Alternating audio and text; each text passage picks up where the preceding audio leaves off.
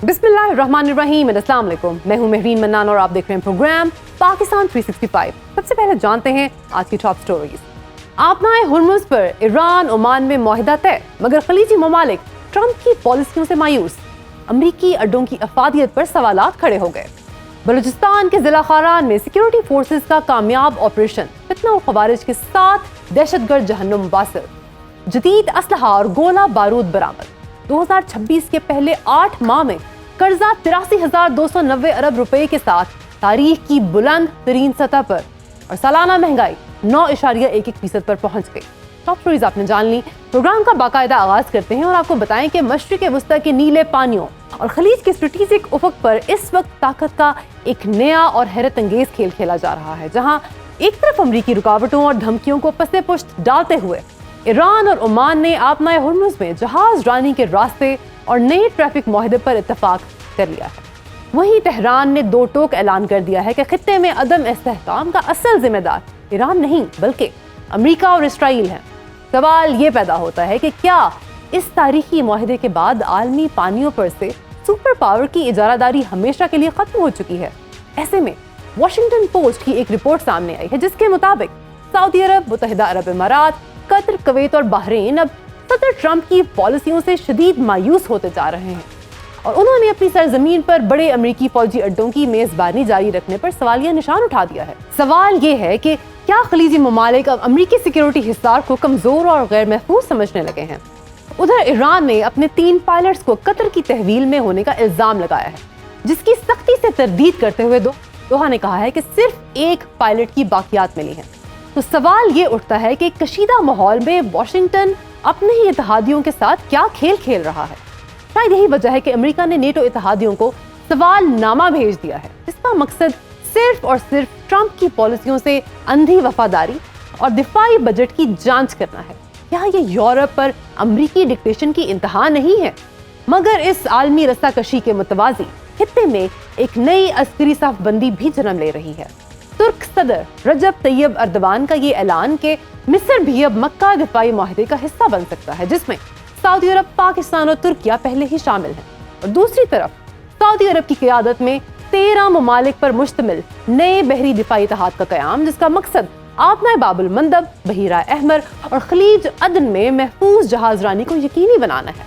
खित्ते की जियोपॉलिटिक्स का नक्शा हमेशा के लिए बदलने जा रहा है। इन तमाम सवालात और खित्ते में जन्म लेते हुए इस नए मुआशी और अस्करी तूफान के मशरिक वस्ता पर क्या असरात मुरतब होंगे, ये सब जानने के लिए हमारे साथ मौजूद हैं दिफाई तज्ज़ियाकार major general retired Samrez Salik साहब और अक़वाम मुत्तहिदा में पाकिस्तान के मुस्तकिल मंदूब मुनीर अकरम साहब। सर, बहुत शुक्रिया आपकी कीमती वक्त का। सालिक साहब, ये अमेरिका की तमाम तर हर्डल्स के बावजूद ईरान ओमान मुआहिदा तय पा गया है।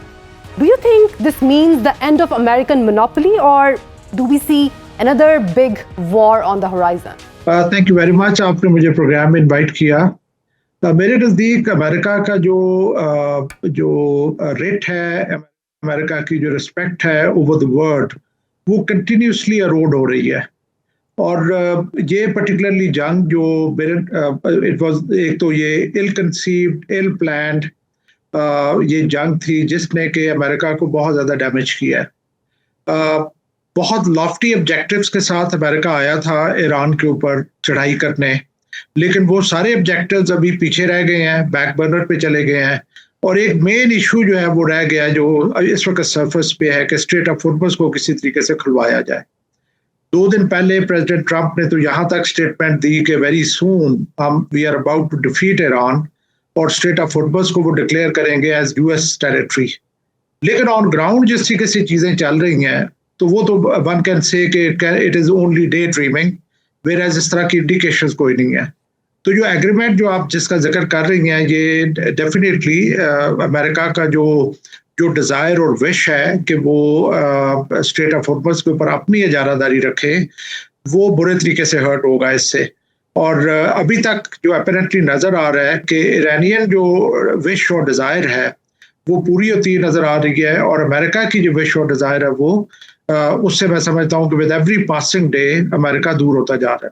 ठीक है मुनीर साहब, what is your take on the situation? क्या हम एक और तिजारती बहरान की तरफ जा रहे हैं, और do you think this is another diplomatic tug of war? جی میرے خیال میں دیکھیے یہ کوششیں تو دونوں طرف سے جاری ہیں کہ ان کا جو پوزیشن ہے اس کو اکاموڈیٹ کیا جائے، بٹ یہ نظر آ رہا ہے کہ ایران اور عمان نے جو ابھی آپس میں جو کچھ معاہدہ کرتے ہیں اس میں ایران کا جو موقف ہے وہ بہت یعنی کافی حد تک مانا گیا ہے کہ ان کے ساتھ کوارڈینیشن ہوگی، اور جو جہاز آئیں گے جائیں گے ان کے ساتھ کوارڈینیشن ہوگی، انفارمیشن ہوگی۔ اب یہ فیس کا جو معاملہ ہے اب اس میں یہ کہا گیا ہے کہ جی 7% لیں گے فیس۔ میرے خیال میں 7% یہ دیکھنا ہوگا کہ 7% آف واٹ۔ میری نظر میں 7% اگر جہاز کی جو تیل وغیرہ جس میں ہے اس کے اوپر لینا تو بڑا مشکل ہوگا۔ تو یہ اب تک دیکھنا ہے کہ یہ فیس وغیرہ کا جو مسئلہ ہے یہ کس طرح سے ارینجمنٹ کیا ہے پریسائسلی۔ اس کے بعد میں میرے خیال میں امریکن اگر مان جاتے ہیں تو پھر وہ نیول بلاکیڈ ہٹا دیں گے اور پھر سیز فائر واپس منظور ہو سکتا ہے اور مذاکرات جاری ہو سکتے ہیں۔ تو کوششیں اب تک جاری ہیں، پر ایران کی پوزیشن ابھی سخت ہے اور کافی حد تک اکاموڈیٹ کیا گیا ہے ان کو یہ ہرموز کے بارے میں۔ ٹھیک ہے سالک صاحب، میں واشنگٹن پوسٹ کی ایک رپورٹ آپ کے ساتھ شیئر کر رہی ہوں جس کے مطابق خلیجی ممالک جس میں سعودی عرب، قطر اور UAE شامل ہیں وہ بڑے ڈس اپوائنٹڈ ہیں امریکی صدر کی پالیسی سے۔ جو خطے کا سفارتی توازن ہے اس پہ کیا اثرات ہوں گے اس چیز کے؟ جیسے میں نے پچھلے آنسر میں بھی ذکر کیا کہ یہ جو جنگ تھی this was ill conceived, ill planned and poorly executed، جس کی وجہ سے جو امریکن لاسز ہیں وہ تو ہمیں سامنے نظر آ رہے ہیں، لیکن ایک سب سے بڑا لاس یہ ہے کہ امریکہ نے جو اس کی الائنسز تھیں وہ جو ہے وہ انڈر سٹریس آ گئی ہیں۔ مڈل ایسٹ میں اس کے جو ایلائز تھے وہ they are no more ready to trust America, depend on America, اور وہ آلٹرنیٹ آپشن دیکھ رہے ہیں۔ یہ جو ہمارا ٹرائی پارٹائٹ ایگریمنٹ ہوا ہے ترکی، پاکستان اور سعودی عربیہ کا، اس کے اوپر کافی ڈسکشن چل رہی ہیں کہ یہ ہو از دا موور بیہائنڈ اٹ۔ آج کے جو میں ٹویٹس میں نے دیکھے ہیں پی ایسکوبار وغیرہ کے کہ چائنا نے یہ ڈرائیو کیا ہے اس طرح کا ایگریمنٹ، اور یہاں تک بھی بات چیت چل رہی ہے کہ سعودی عربیہ نے بہت کلیئرلی امریکہ کو یہ کہہ دیا ہے کہ لیو اس alone and let us sort out the matters ourselves۔ Anticipated تھا اس جنگ کے بعد جو سیکیورٹی آرکیٹیکچر ہے وہ بدلے گا مڈل ایسٹ کا، کیونکہ اس سے پہلے پوری ریلائنس جو تھی وہ امریکہ کے اوپر تھی، لیکن جس طریقے سے امریکہ نے جنگ کے دوران کنڈکٹ کیا، ایک تو یہ ہے کہ they were unable to protect their allies، دوسرا یہ ہے کہ ان کی جو زیادہ فوکس تھا وہ اپنی پروٹیکشن اور اسرائیل کی پروٹیکشن میں تھا۔ تو ایک بہت بڑا لیسن ایمرج ہوا ہے کہ سیکیورٹی کسی کو سبلیٹ نہیں کی جا سکتی، ہر کسی نے اپنی سیکیورٹی خود کرنی ہے، لیکن چونکہ مڈل ایسٹرن کنٹریز کے پاس کیپیسٹی نہیں ہے، وسائل ضرور ہیں، کیپیسٹی نہیں ہے to do the security part, تو انہیں کسی نہ کسی پر رلائی کرنا ہوگا۔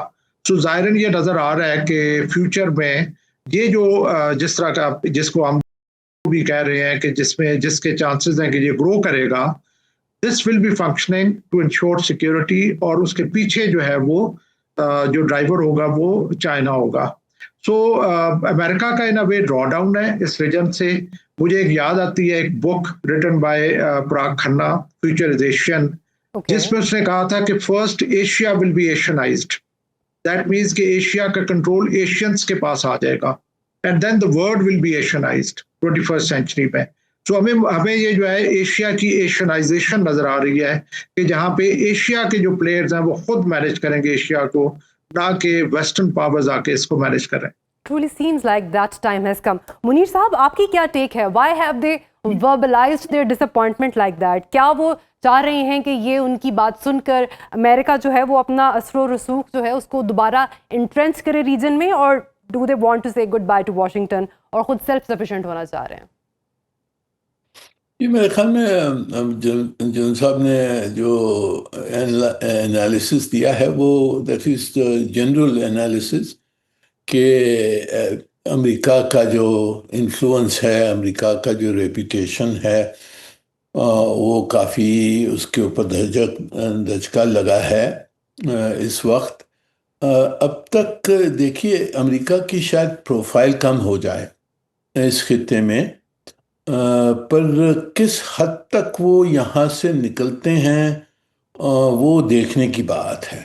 میری نظر میں امریکہ ڈس انگیج کس حد تک کرے گا، یہ جنگ ختم ہو جائے اس کے بعد میں، پر پوری یعنی کہ ان کا ودرول میری نظر میں وہ فل ودرول آف امریکن پریزنس جو ریجن میں وہ پروگریسولی ہو سکتا ہے، امیجیٹلی میرے خیال میں نہیں ہوگا۔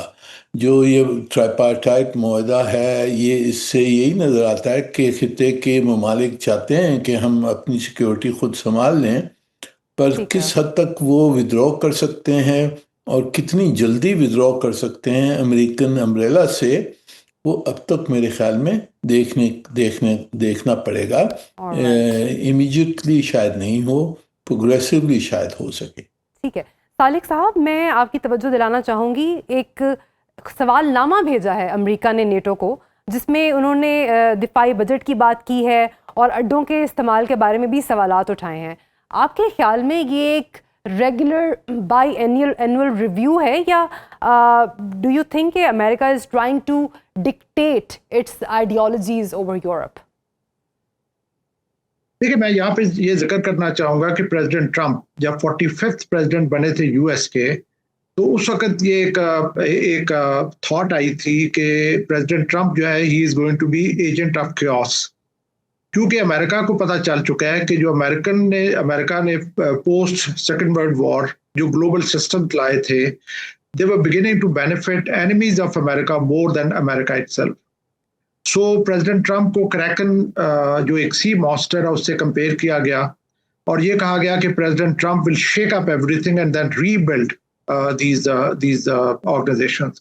تو آپ نے اس کا ایک پروسیس تسلسل دیکھا کہ آلموسٹ 30 کے قریب جو گلوبل کمٹمنٹس تھیں اس سے امریکہ نے ودرا کیا۔ نیٹو کے ساتھ آپ دیکھ رہے ہیں کہ کس طرح کے ریلیشن شپ ان کا امریکہ کا چل رہا ہے۔ امریکہ کی یہ ڈیمانڈ ہے کہ دیر از نو فری لنچ، آپ نے اگر ہم آپ کے لیے کوئی آبلیگیشن پوری کر رہے ہیں تو you have to pay for that.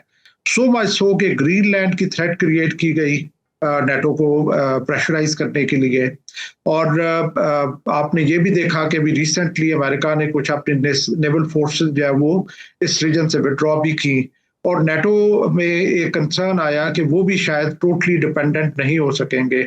یہ جو ایران یو ایس وار ہے، اس میں بھی آپ نے دیکھا کہ نیٹو اس طریقے سے فورتھ کمنگ نہیں تھا جس طریقے سے پریزیڈنٹ ٹرمپ نے ڈیمانڈ کیا۔ آلدو اسٹارٹ آف وار میں پریزیڈنٹ ٹرمپ سیڈ کہ مجھے ان کی ضرورت نہیں ہے، لیکن جب مشکل پڑی اور اسٹریٹ آف ہارمز کی بلاکیج شروع ہوئی تو president Trump started looking toward the allies of یہ جو نیٹو یورپ کے ہیں۔ سو یہ میں سمجھتا ہوں کہ یہ وہی ڈسٹینسز بڑھ رہی ہیں، اور امریکہ جو ہے وہ کمپیلڈ ہے to go back to the western hemisphere, جہاں سے انہوں نے اپنی اجارہ داری شروع کی تھی 1823 میں، وہاں ان کے لیے تھریٹس بڑھ رہی ہیں۔ تو وہ اپنے انٹرنل ڈومین اور آئسولیشنزم کو فالو کرتے ہوئے they are being compelled to look inward and اپنا جو ان کا اپنا ریجن ہے اس کے اوپر فوکس کریں رادر دین وہ باہر کی آبلیگیشنز کو پورا کریں۔ ٹھیک ہے منیر صاحب، another rather curious development surfaced between Qatar and Iran. Iran نے ایکیوز کیا ہے قطر کو کہ ان کے 3 پائلٹس قطر نے اپنی کسٹڈی میں رکھے ہوئے ہیں، اور یہ واقعہ تقریباً مارچ کا ہے۔ I was a bit surprised کیونکہ ان مارچ سے اب تک کافی میٹنگز ہوئی ہیں ایران اور قطر کی، یہ 5 ماہ بعد اس ایشو کو اتنا ریز کرنا، what could be the reason behind it؟ یہ میرے خیال میں قطر نے تو اس کو ڈینائی کیا ہے، انہوں نے کہا ہے کہ وہ جہاز وہ گرے تھے اور وہ جو پائلٹس ہیں ان کی باڈیز وغیرہ انہوں نے واپس دینے کی دعویٰ کیا ہے۔ تو اٹس میرے خیال میں ڈیٹیلڈ ہے، یہ پریشر ٹیکٹکس ہوتی ہیں اس قسم کی۔ تو ایران اپنی جو بھی فریقین ہیں ان کو پریشر میں رکھنا چاہتا ہے، تو یہ میرے خیال میں ٹیکٹک ہے۔ قطر کا جو رول ہے وہ تھوڑا سا ان کو ڈیفینسو پر ایران رکھنا چاہتا ہے. تو میرے خیال میں یہ this is part of the game. Alright. Salik صاحب، یہ سلامتی کاؤنسل یا جو بھی اس ایریا کے ایشو ریزالو کرنے والی پارٹیز ہیں وہ کیوں نہیں اسٹیپ ان کر رہی to resolve this diplomatic tussle regarding the missing pilots? میں یہ کہنا چاہوں گا کہ دنیا جب سے یونیپولر ورلڈ بنی امریکن ڈومینیشن کے ساتھ after cold war, end of cold war, تو ایکسپیکٹڈ تو یہ تھا کہ the world will become more just and fair.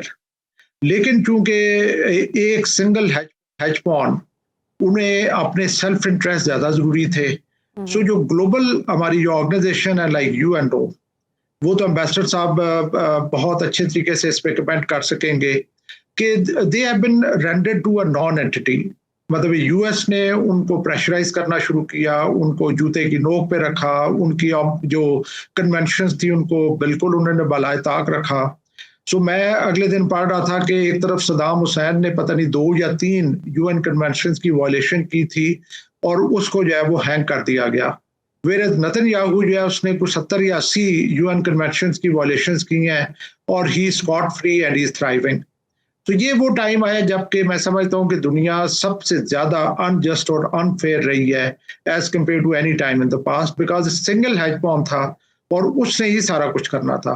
اگر میں آپ کو US ایران کی وار کی ایگزامپل دوں، تو اسٹارٹ کے اوپر تو US wasn't pushed کہ UNO کا کیا اس کے اوپر اوپینین ہے، لیکن جب اسٹریٹ آف ہارمز بلاک ہو گیا تو US کو اسی UNO کے پاس جانا پڑا کہ آپ کو ہمیں ہیلپ کریں اسٹریٹ آف ہارمز کو کھلوانے میں.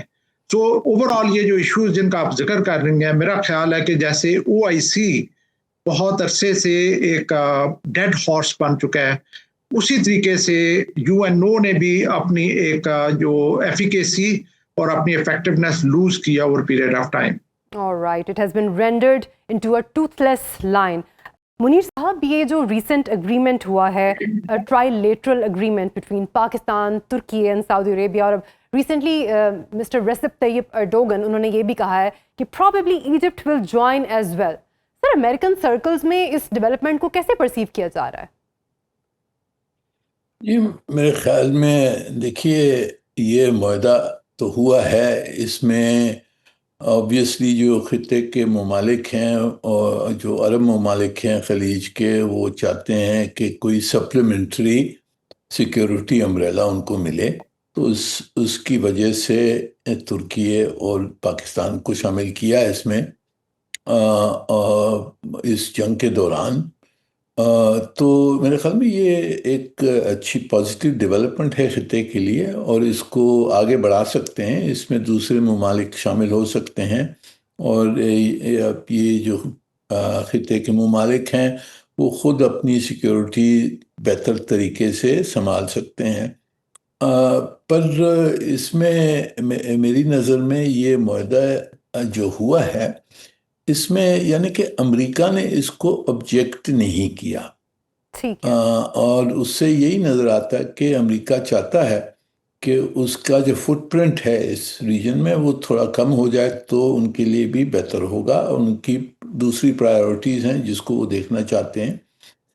پر یہ معاہدہ کس طرح سے چلتا ہے اور آگے جا کر یہ ایک فاؤنڈیشن بن سکتا ہے ریجنل سیکیورٹی کا، یہ اب تک ہم نے دیکھنا ہوگا. میری نظر میں پوٹینشیل ہے بہت کہ اس معاہدے کو فاؤنڈیشن بنا کر پورے خطے میں ایک سیکیورٹی آرکیٹیکچر بن سکتا ہے.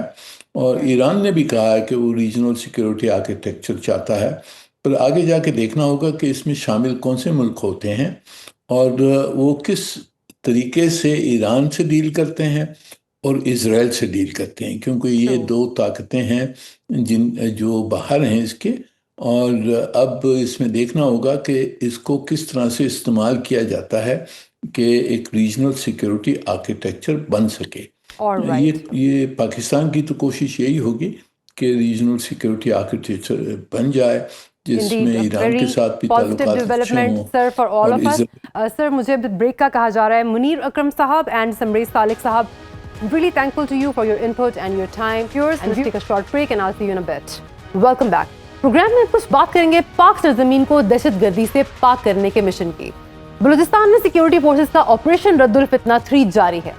हारान में 7 दहशतगर्द जहन्नुम वासिल और मुतअद्दिद जख्मी हुए।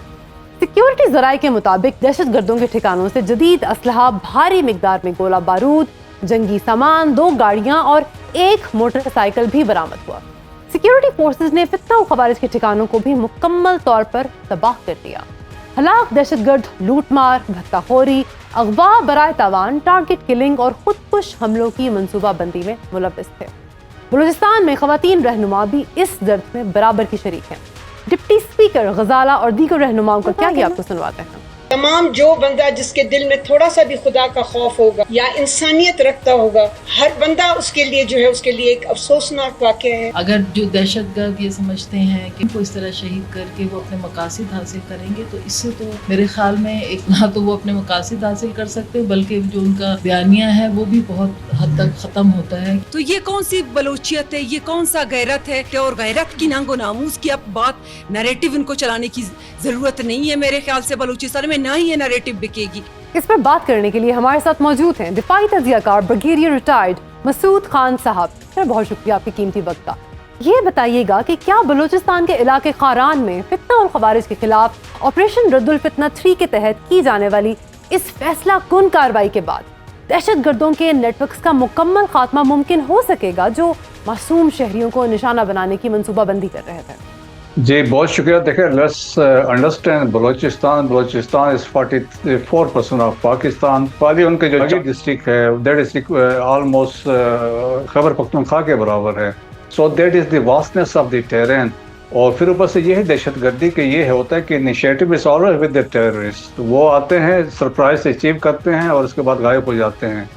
लेकिन इसका ये मतलब नहीं है कि वो डोमिनेट कर रहे हैं, लेकिन ये सिंस मीडिया हैंडलिंग इस तरीके से की जाती है, जो इनके रॉ के हैंडलर्स बैठे हुए हैं या GDI के लोग अफगानिस्तान में बैठे हैं, इसको प्रोजेक्शन एम्पलीफाई करते हैं। उनके अपीयरेंस पर सडन टाइम 2 मिनट 5 मिनट के लिए आते हैं, करके वीडियो बना के इसके बाद निकल जाते हैं। लेकिन अभी आपने देखा रिसेंटली जो कंटिन्यूटी है ऑपरेशंस में, इनिशियली इट वाज ऑपरेशन शाबान, इसके बाद हमने ऑपरेशन अल-अज़म को देखा, फिर रद्दुल फितना के थर्ड जो है जो ऑपरेशन लॉन्च हुआ है, और उसमें हमने फोकस देखा है कि इनिशियली इट इज़ मस्तूंग से लेके जो एरिया से कल्लात के दरमियान तक, खुजदार तक के एरिया था, यहाँ पे टेररिस्ट के पीछे गए और वहाँ से कामयाबी के साथ उनको एलिमिनेट किया गया है। और फिर अभी जो हुआ है ये खारान का एरिया है, वहाँ पे भी टेररिस्ट के खिलाफ ऑपरेशन हुआ है। सो कामयाबी के साथ जारी है। तो लेकिन हम ये नहीं कह सकते हैं कि टोटल है कि एलिमिनेशन हुई है, लेकिन ये है कि एक रिजॉल्व है सिक्योरिटी फोर्सेस का और स्टेट ऑफ पाकिस्तान का कि अल्टीमेट ऑब्जेक्टिव है एलिमिनेशन ऑफ टेररिज्म। और जिस कामयाबी के साथ हम कर रहे हैं कि वो दिन दूर नहीं है। आल्दो देखें, जो स्ट्रेंथ इतनी ज़्यादा नहीं है जो बलूचिस्तान में फितना और हिंदुस्तान वाले जो ऑपरेट कर रहे हैं, जो ब्रास के अंडर बैनर के तहत वो ऑपरेट कर रहे हैं, लेकिन ये है कि ऑपरेशन कामयाबी के साथ जा रहे हैं, विद फुल अथॉरिटी के साथ है। और इसमें यह है कि सिक्योरिटी फोर्सेस जो पाकिस्तान आर्मी बड़ी कामयाब हुई है डिग्रेड करने में उनको, उनकी जिस तरह से कैजुअलिटीज हो रही हैं।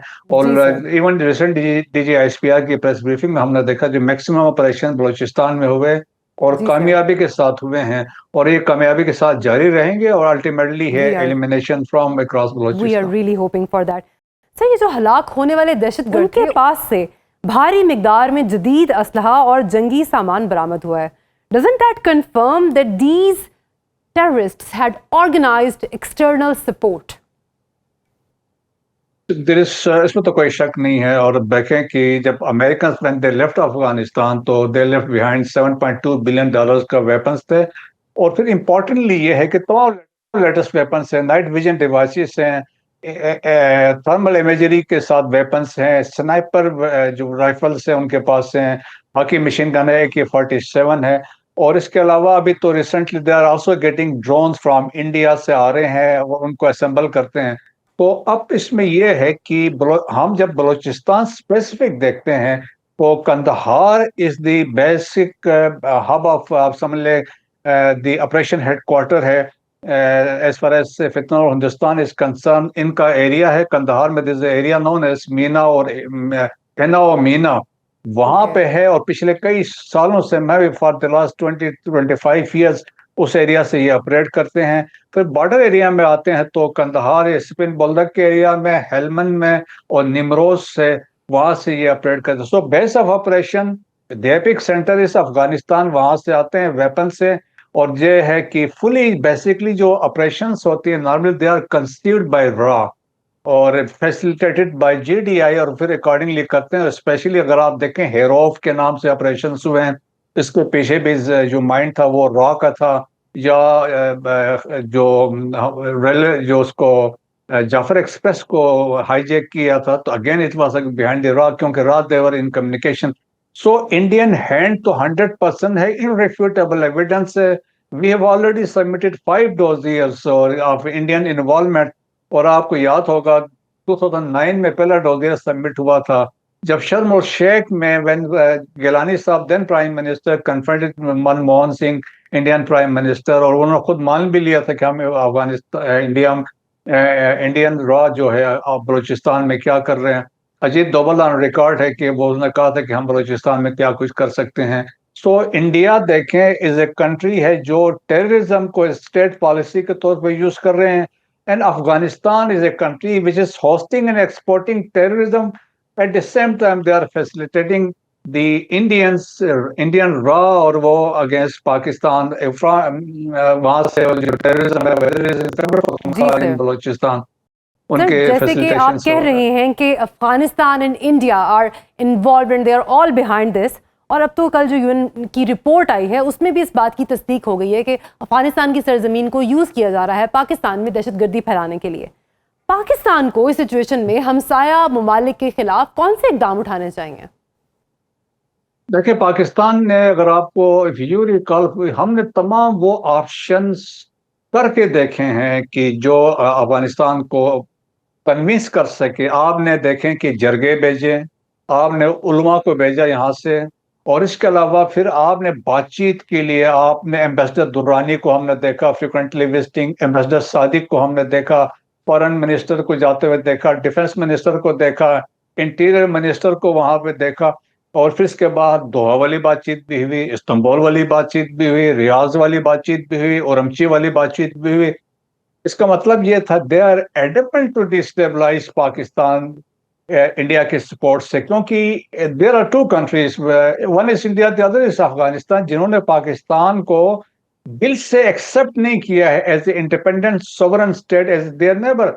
सो देयरफॉर 1950 से इंडिया और Afghanistan they had this friendship treaty, उसके बाद से वो लगे हुए। This is a long history, मैं तो गिनवा सकता हूँ, लेकिन ये है कि देयरफॉर वो कोई भी गवर्नमेंट है, चाहे वहाँ बादशाहत थी, चाहे वो सो कॉल जो कम्युनिस्ट आए हैं, या इसके बाद जो सो कॉल डेमोक्रेसीज थी, तालिबान थे, सबका एक ही गोल था, टू डिस्टेबलाइज पाकिस्तान। आज पाकिस्तान, हमने उनकी जंगें लड़ी, उनके लिए हमने नुकसान उठाया, लेकिन they are not ready to accept even a single 1% of your contribution towards Afghanistan.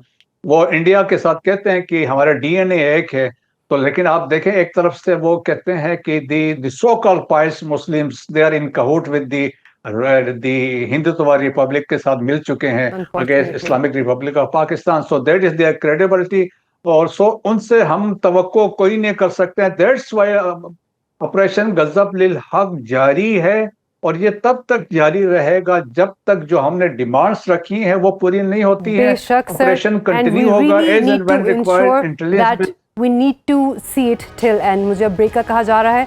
Thank you so much for your valuable insight, Brigadier Sahab. And viewers, let's take a short break, and after that we'll discuss the effects of inflation on common man. Stay tuned with us. Welcome back, viewers.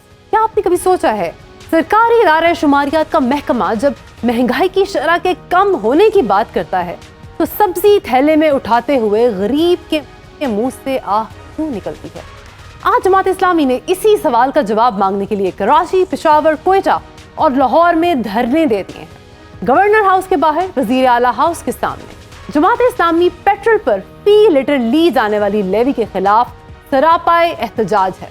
वजह साफ है, petrol की कीमत बढ़ते ही हर चीज खुद ब खुद महंगी हो जाती है। रवां हफ्ते पेट्रोल 325 रुपए 43 पैसे फी लीटर और डीजल 383 रुपए 95 पैसे फी लीटर हो गया, जो जनवरी 2022 में 144 रुपए और हाई स्पीड डीजल 141 रुपए 62 पैसे फी लीटर था। दायरा शुमारियात के मुताबिक महंगाई की शरह 9.11% पर पहुंच चुकी है, मगर जरा जमीनी हकीकत देखिए, फल, सब्जियां, दालें और आटे समेत अशियाए खुर्दनोश की कीमतों में 77% इजाफा हुआ है। सवाल ये है, जब बुनियादी खाने पीने की चीजें इतनी महंगी हों तो महंगाई कम हो गई का दावा किस हद तक सच्चा है? एक तरफ अवाम महंगाई की चक्की में पिस रहे हैं। इस बढ़ती हुई महंगाई और मुल्की मुआशी बहरान को मजीद समझने और इन बहरानों से निकलने का हल जानने हमारे साथ मौजूद हैं सीनियर मुआशी तज्जियाकार डॉक्टर शाहिद हसन सिद्दीकी। सर, आपकी कीमती वक्त का बहुत शुक्रिया। सर, 2022 में महंगाई की शरह 37% पे थी और इस वक्त 9.2 पे है, लेकिन खाने पीने की तमाम चीज़ों की प्राइस डबल हो चुकी है। इस कनंड्रम को ज़रा एक्सप्लेन कर दें हमारे व्यूअर्स के लिए प्लीज़। गुजारिश ये है कि पाकिस्तान में जो महंगाई की शरह है वो बड़ी है, लेकिन दूसरी परेशानी की बात यह कि जो हमारे खत्ते के ममालिक हैं, मलेशिया हो गया, भारत हो गया या दूसरे मुल्क हैं, थाईलैंड हो गया, उनसे दुगनी से ज़्यादा है महंगाई पाकिस्तान में। और हमारी जो मईशत की शरह नमू है वो भारत जैसे मुल्क से आधी है। तो ये बात इसलिए तशवीशनाक है कि महंगाई की जो ऊंची शरह है, मैं उसको आम फहम अल्फाज में ये कहता हूँ कि ये पाकिस्तान के गरीब अवाम के ऊपर एक जालिमाना टैक्स है। क्योंकि जब ये महंगाई बढ़ती है तो जो गरीब अवाम है, मिसाल के तौर पर 11 करोड़ से ज़्यादा लोग गरीब हैं, वो अपने बच्चों को अपनी ख़ानदान को पेट भरकर मुनासिब ग़िज़ा नहीं खिला सकते, अपने बच्चों को तालीम नहीं दिला सकते, स्कूल नहीं भेज सकते, इलाज मुआवजा नहीं करा सकते। वो अपने मुस्तकबिल से मायूस हैं और खुदा न खास्ता अगली नस्ल के मुस्तकबिल से भी मायूस हैं। तो ये चीज़ पाकिस्तान की सलामती के लिए भी जो खतरा है, क्योंकि पाकिस्तान की अफवाज, पाकिस्तान की पुलिस और अवाम दहशतगर्दी की जंग में जितनी कुर्बानियां दे रहे हैं उतनी दुनिया में किसी ने नहीं दी। लेकिन हम जंग क्यों नहीं जीत पा रहे? इसलिए कि हमने लोगों को दिलो दिमाग जीतने के बजाय अशराफिया को नवाजने के लिए अवाम के साथ अमली तौर पर इक्तिसादी दहशतगर्दी करती है। यानी मईशत भी सुस्त हो रही है, बेरोजगारी भी बढ़ रही है, गुर्बत भी बढ़ रही है, मायूसी बददिली भी बढ़ रही है, बरामदात जो है वो गिर रही हैं। तो उससे जो है खतरात पाकिस्तान के लिए भी बढ़ रहे हैं, मईशत के लिए भी बढ़ रहे हैं। तो इसलिए अब वक्त आ गया है कि इस जिम्मेदारी को महसूस किया जाए कि ये कहना कि साहब वो ईरान के ऊपर जो हमले हुए हैं उसकी वजह से बढ़ गई, ऐसी कोई बात नहीं है। उससे पहले भी हमारी मईशत की शरह नमू ज्यादा रही है, दूसरे मुल्कों से ज्यादा रही है। तो अगर आप मुझसे बिल्कुल वाज़ेह अल्फाज में पूछें तो मैं बताऊं कि पाकिस्तान में जो महंगाई है उसकी बुनियादी वजह यह है कि हमारी मईशत है अशराफिया की मईशत।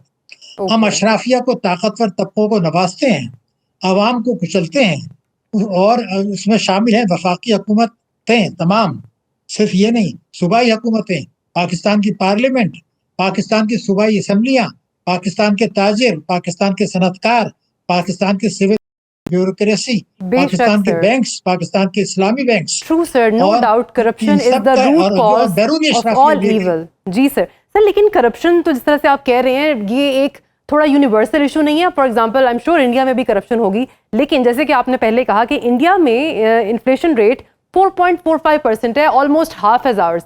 तो जंग भी है, वो पूरे खित्ते में है, करप्शन भी इंडिया में होगी, तो हमारी परफॉर्मेंस उनसे बुरी क्यों है? जी, मैं वही अर्ज कर रहा था कि असल वजह ये नहीं है, असल वजह अशराफिया है। ये जो जैसे मैंने आपसे बताया थाईलैंड और मलेशिया में तो हमारी इस वक्त अफरात ज़र 2% है। आप देखें 2% है हमारी। तो इस वक्त अगर जून के महीने में देखें तो 11.1 थी। तो इसके ये एक गठजोड़ है और ये गठजोड़ मैं बिल्कुल जिम्मेदारी से कहना चाहता हूँ। इसमें IMF का भी दखल है, जो अमेरिका के इशारे पर पाकिस्तान की जो कामयाबियां हैं फौजियों और दूसरी, उनको कम करने के लिए चाहते हैं कि मईशत कमज़ोर रहे, आवाम परेशान रहें, ताकि हुकूमत और कौम, फौज और कौम में एतमाद का बुरान हो और वो इस्लामी जमहूरिया पाकिस्तान जौहरी कुव्वत ताकतवर फौज से खौफजदा हैं कि कहीं यहाँ इस्लामी इनकलाब पूरे उम्मत मुस्लिमा को इकट्ठा करके एक नया इनकलाब न ले आए। उसके लिए हो रहा है। लेकिन अगर मैं एक जुमला याद करूँ, आप इजाज़त दें, कि ये जो अशराफिया जा रहा है اس کے لیے آئین بھی توڑا جاتا ہے. پاکستان کے آئین کو توڑ کے جو قوانین ہیں ان کو توڑ کر, اور جو الیکشن مینیفیسٹو ہے جس کے بنیاد پر یہ تینوں پارٹیاں آج آئی ہیں اقتدار میں, یہ سب اپنے منشور پر 100% توڑ رہے ہیں عام نکات پر. تو اب یہ قوم کو اور حکومت کو اور اسٹیٹ بینک کو اور سپریم کورٹ کو بھی سوچنا پڑے گا کہ اب معاملہ سلامتی کا آگے ہے تو سب کو اپنی ذمہ داریاں پوری کرنی پڑیں گی. اور پاکستان میں اگر ایک جملہ یہ عرض کر دوں کہ یہ صلاحیت ہے عوام میں, اللہ تعالیٰ نے میرے ملک کو جو وسائل دیے ہیں اس میں, کہ ہم بھارت اور دوسرے ملکوں سے زیادہ تیز رفتاری سے ایسی ترقی کر سکتے ہیں کہ ہماری مہنگائی کم ہو, عوام میں خوشحالی ہو, لیکن اشرافیہ کو نوازنے کے بجائے جو اسلام کا ضروری اصول ہے اور وہ یہ ہے کہ انصاف کریں, اقتدار کو اللہ کی امانت سمجھیں. اگر حضرت علی نے ایک فرمایا تھا بڑا عام ہے کہ ہم جو ہے کافروں کی جنگ جو ہے وہ کافروں وہ جیت سکتے, معیشت چل سکتی ہے, ملک چل سکتا ہے, لیکن ظلم نہیں چل سکتا. بھارت چل رہا ہے کیوں, کافروں کی حکومت ہے, ہماری اسلامی حکومت ہے لیکن ظلم ہو رہا ہے. تو ظلم ناانصافی کو ختم کر دیں, دانشمندانہ پالیسیاں بنائیں تو پاکستان کی ترقی کو, تیز رفتار ترقی کو جس میں خوشحالی آئے, دنیا کی کوئی طاقت روک نہیں سکتی الحمدللہ. اس لیے آپ کے اوپر بھی ایک ذمہ داری ہے کہ عوام کو آپ بار بار بتائیں کہ اللہ نے تو ہمیں سب کچھ دیا ہے, پھر ہم کیوں پیچھے جا رہے ہیں. بے شک سر یہ تھوڑا سا عوام کو ایجوکیٹ کر دیں کہ 9.2% کی جو فگر ہے اس کا مطلب کیا ہے, کہ اگر کسی کی سپوز کریں 1 لاکھ روپیہ تنخواہ ہو اور اب انفلیشن کا ریٹ 9.2% ہے تو اس کی پرچیزنگ پاور پہ کیا افیکٹ ہے؟ جی وہی ہے, لیکن پرچیزنگ پاور میں 2 چیزوں سے افیکٹ ہوا ہے, کیونکہ آپ نے جو نقطہ اٹھایا ہے میں چاہتا ہوں یہ اہم ہے, عوام بھی سمجھیں. ایک اس کے علاوہ بھی ایک اور چیز ہے, وہ ہے قوت خرید. آج اگر میرے دکانوں پہ غلہ موجود ہے, چاول موجود ہے, لیکن لوگوں کی قوت خرید نہیں ہے, تو افراط زر ہو یا نہیں ہو وہ مصیبت میں پڑ جائیں گے. پھر تو ہماری 100 روپے کی چیز 1 سال پہلے جو تھی وہ آج 109 روپے میں اوسطاً مل رہی ہے. لیکن جو چیز میں ریکارڈ پر آپ کو بتانا چاہتا ہوں, اور میں بار بار یہ کہوں گا کہ عوام ذرا غور کر لیں, پاکستان میں کروڑوں لوگ ہیں, کروڑوں لوگ جنہوں نے بینکوں میں کھاتے رکھے ہیں, آپ کے بھی ہوں گے, اور وہ سودی بینکوں میں جو ہے اس میں ہے نفع اور نقصان میں شرکت. میرے پاس جو اسٹیٹ بینک کے اعداد و شمار ہیں, کئی ہزار ارب روپے کے جو ڈپازٹ تھے کروڑوں لوگوں کے, ان کو جون 2023 میں 20.5% منافع ملا تھا. یعنی اگر کسی کے پاس 1 لاکھ روپے کسی نے جمع کرایا بچت میں تو اس کو 20,500 ملے تھے. آج وہ شرح اسٹیٹ بینک نے گرا کے 10% کر دی ہے, یعنی اس وقت ملے تھے 20,500, آج ملا 1 لاکھ پر 10,000. یعنی میری قوت خرید آدھی رہ گئی اور مہنگائی بڑھ گئی. اور یہ جو آدھی رہی ہے یہ قانون توڑ کے ہے. پاکستان کا جو قانون ہے میں آپ کو بتا دوں, بینکنگ کمپنیز آرڈیننس 40A اور 46A4, اس میں یہ لکھا ہے کہ جو بینکوں کی ذمہ داری ہے کہ وہ اپنے منافع میں کھاتے داروں کو شریک کریں, اور اسٹیٹ بینک کی ذمہ داری قانون کہہ رہے ہیں کہ وہ اس کو دیکھیں, یقینی بنائیں. منسٹری آف فائنانس کی ذمہ داری ہے کہ وہ اس کو یقینی بنائیں کہ منافع میں شریک کریں. لیکن اسٹیٹ بینک نے اور منسٹری آف فائنانس نے مل کے منافع بینکوں کا بڑھنے کے باوجود شرح نمو 20.5 سے 10% پر لے آئے. یہ جو قوت خرید میں کمی ہوئی ہے, پھر جو آپ قومی بچت اسکیموں میں پیسہ لگاتے ہیں, میں آپ کو بتا ہوں خواتین, بیوائیں, پینشنرز جو پیسہ لگاتے ہیں بہبود میں, ان سب کی جو ہے شرح نمو بھی آپ نے گرا دی ہے. تو یہ جو تکلیف دہ چیز ہوئی ہے یہ مجھے پریشان کر رہی ہے, اس لیے کہ یہ ظلم قانون توڑ کے آپ کر رہے ہیں. اس سے اگر اجتناب نہیں کیا تو پھر کوئی بھی آپ پالیسی بنا لیں, بے نظیر انکم سپورٹ بنا لیں یا کچھ کر لیں, کوئی فائدہ نہیں ہوگا. یہ مہنگائی بڑھتی رہے گی اور پاکستان کے لیے خطرات بڑھیں گے. اس لیے یہ تو آج کرنا پڑے گا ہم کہ بینکوں کو مجبور کریں کہ وہ قانون پر عمل کریں. لیکن بدقسمتی سے جب ہم پاکستان میں بینکنگ کرتا تھا بہت ٹاپ پوزیشنز پہ, اور میں نے جو کچھ دنیا میں دیکھا ہے, باہر بھی بینکنگ کی ہے, یورپ میں بھی کی ہے, مڈل ایسٹ میں, اور بہت سینئر پوزیشنز پہ کی ہے. دنیا کا کوئی ایک ملک آپ بتا دیں, امریکہ ہو, یورپ ہو, افریقہ ہو, ایشیا ہو, کوئی ایک ملک بتا دیں جس میں تجارتی بینکوں نے 39,000 ارب روپے کا انویسٹمنٹ کر دیا اور 14,000 کے قرضے دیے. تجارتوں بینکوں کا کام ہوتا ہے قرضے دیں, صنعت, تجارت, زراعت, برآمدات کے لیے خواتین کو. یہ بڑے ہی آپ نے اسکیری نمبرز بتائے ہیں. آپ نے جو بات کی ہے کہ جو بینکنگ انٹرسٹ ریٹ ہے وہ اس میں بھی جو کمی آئی ہے وہ کرپشن کی وجہ سے ہے. میری انڈرسٹینڈنگ تو یہ تھی کہ یہ پیسے کی سپلائی اور ڈیمانڈ کے حساب سے ریٹ کو فلکچویٹ کرتے ہیں اور وہ کائبور پر بیس کرتا ہے, یعنی کہ بینکنگ انٹرسٹ ریٹ کے کم ہونے میں بھی سیدھا کرپشن کا ہاتھ ہے. محترمہ آپ نے بڑا اہم نقطہ اٹھایا. بنیادی طور پر کرپشن تو جو ہے بہت سے ملکوں میں ہم سے بھی زیادہ ہے, لیکن اصل وجہ جو اس کی ہے وہ وفاقی حکومتوں کی, صوبائی حکومتوں کی, اسٹیٹ بینک کی, SECP کی یہ پالیسیاں ہیں. مثال کے طور پر آپ بھتہ پیٹرولیم لیوی لے لیجیے. پیٹرولیم لیوی میں آپ کو بتاؤں کہ پیٹرولیم لیوی اب سے 20-25 سال پہلے 2-3 روپے لیٹر ہوا کرتا تھا, اور اگر بہت پیچھے نہ جائیں 2022 میں سرکاری اعداد و شمار دے رہا ہوں آپ کو, 2022 میں پورے ایک سال میں پاکستان نے عوام سے جو پیٹرولیم لیوی لیا تھا وہ 127 ارب روپے کا تھا. 127 ارب روپیہ. اس سال کا جو ہدف ہے وہ 1676 ارب روپے کا ہے, یعنی 1700 ارب روپیہ بھتہ لے رہے ہیں آپ. یہ ٹیکس نہیں ہے, کیوں؟ کیونکہ اس میں صوبوں کو حصہ نہیں جاتا, تو یہ وفاق کا رہتا ہے. میرا کہنا یہ ہے کہ جب آپ 17-16 اسی لیے جماعت اسلامی نے جو ہے اس پر احتجاج بھی کیا ہے پورے ملک میں, اور ان کے مطابق 100 ارب جو روپے ہیں وہ ہم نے IMF کے ٹارگیٹ سے زیادہ آلریڈی اکٹھے کر لیے ہیں. بہت شکریہ doctor Shahid Hasan Siddiqui for your valuable time and for exposing the inner workings of banking system. Viewers, this is all for today. اپنا بہت خیال رکھیے گا, ملتے ہیں اگلے ہفتے, تب تک اللہ حافظ.